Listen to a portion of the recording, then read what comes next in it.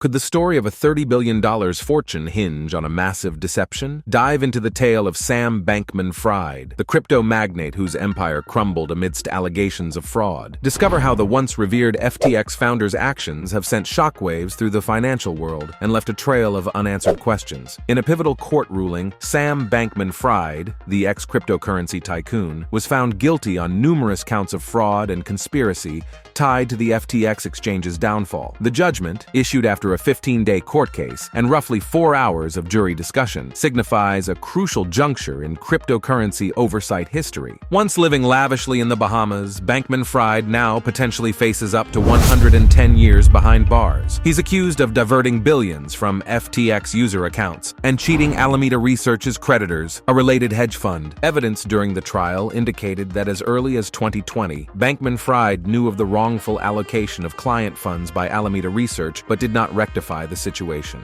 This neglect continued even after he learned of an enormous $8 billion debt from Alameda to FTX in late 2022, which didn't lead to any prompt firings. His conviction also includes investor deception within FTX and a money laundering charge. U.S. Attorney General Merrick Garland highlighted that the verdict sends a clear message that the law spares no one, irrespective of their sector's innovation or intricacy. How do you think this case will shape the future of cryptocurrency regulation and investor behavior? Regulators, investors, and the cryptocurrency community have closely monitored the case, hinting at a potential increase in regulation in the mostly unmonitored crypto sector. FTX's collapse, previously a reputable crypto entity, has had extensive consequences, with around 1 million clients facing possible financial losses. The swift ascent and descent of FTX typify the cryptocurrency market's instability. Established in 2019, FTX thrived on the era's zero interest rates and the surge of novice investors in the early 2020s. Its prominence reached its zenith with celebrity endorsements and promotional efforts,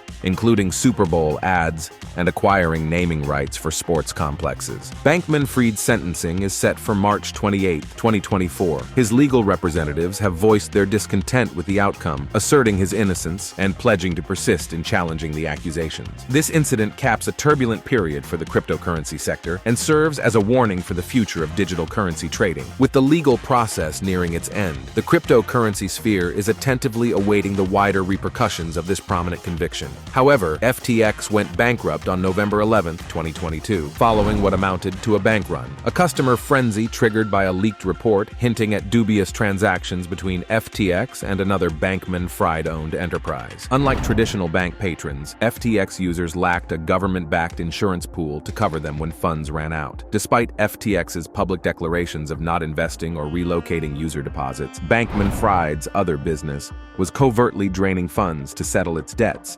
support executive opulence, speculate in cryptocurrency markets, and channel substantial sums into American political endeavors. Bankman-Fried, who had previously enjoyed the trappings of a billionaire's life in the Caribbean, is now staring down the possibility of spending more than a century in prison. He stands accused of misusing billions of dollars from FTX customer accounts and deceiving lenders connected to Alameda Research, FTX's sibling hedge fund. The trial brought to light that Bankman-Fried knew as far back as 2020 that Alameda Research was improperly handling customer funds. Despite this knowledge, he failed to intervene. However, FTX filed for bankruptcy on November 11, 2022. Following what amounted to a bank run, a panic among customers sparked by a leaked document that suggested improper financial dealings between FTX and another company owned by Bankman-Fried. What do you think? Should the crypto market be a place of Wild West adventures or regulated roads? The charges against him also include defrauding investors within FTX and laundering money. The U.S. Attorney General, Merrick Garland, pointed out that the verdict reminds everyone that they are subject to the law, no matter how new or complex their business is. The case has been under intense observation from regulators, investors, and the cryptocurrency community, indicating a potential shift towards stricter oversight in a market that has been largely unregulated. The implosion of FTX, once a pillar of trust in the crypto world, has had widespread repercussions, with an estimated 1 million customers facing the possibility of financial loss. FTX's meteoric rise and subsequent fall are symbolic of the volatile nature of the cryptocurrency market. Founded in 2019, FTX thrived in an environment of zero interest rates and an influx of amateur investors in the early 2020s. Its visibility reached its peak with high-profile endorsements and marketing campaigns, including Super Bowl commercials and securing naming rights for sports arenas. Unlike customers of traditional banks, FTX depositors had no federal insurance fund to fall back on when the funds ran out. And despite FTX's public statements that it did not invest or move customer deposits, it was revealed that Bankman-Fried's other company had been secretly using deposits to pay off its debts, support extravagant lifestyles for its executives, take risks in the crypto markets, and direct millions of dollars into political campaigns in the United States. Considering the risks, should cryptocurrency exchanges be held to the same standards as traditional banks? Why or why not? That other company was Alameda Research, a hedge fund-like crypto trading firm that Bankman-Fried started in 2017. The leaked document that led to the FTX crisis suggested that Alameda had been involved in dubious financial practices with FTX, resulting in a loss of customer confidence and a subsequent run-on-the-bank scenario. The absence of a federal insurance fund similar to that which protects depositors in traditional banks left FTX customers exposed when the exchange's liquidity dried up. Contrary to FTX's assurances, it was discovered that customer deposits had been diverted to cover Alameda's debts, fund opulent lifestyles for executives, speculate in the unpredictable crypto markets, and inject millions into political campaigns in the U.S. During the 4-week trial of Sam Bankman-Fried, a series of former allies took the stand to give evidence against him. Among them were his math camp buddies and MIT peers who helped him start his companies. Most notably, his former girlfriend and key advisor, 28-year-old Caroline Ellison, provided crucial testimony. Ellison, who led Alameda and shared a personal relationship with Bankman-Fried for 2 years, had an insider's view of the operations at Alameda and FTX. The executives, including Ellison and Bankman-Fried, resided in a lavish $30 million apartment in the Bahamas, symbolizing their close-knit executive group. Her testimony, which at points was charged with emotion, painted a picture where Bankman-Fried was at the helm of every major decision in both companies. Ellison repeatedly indicated that Bankman-Fried was the one instructing her to execute various tasks, some of which were illegal.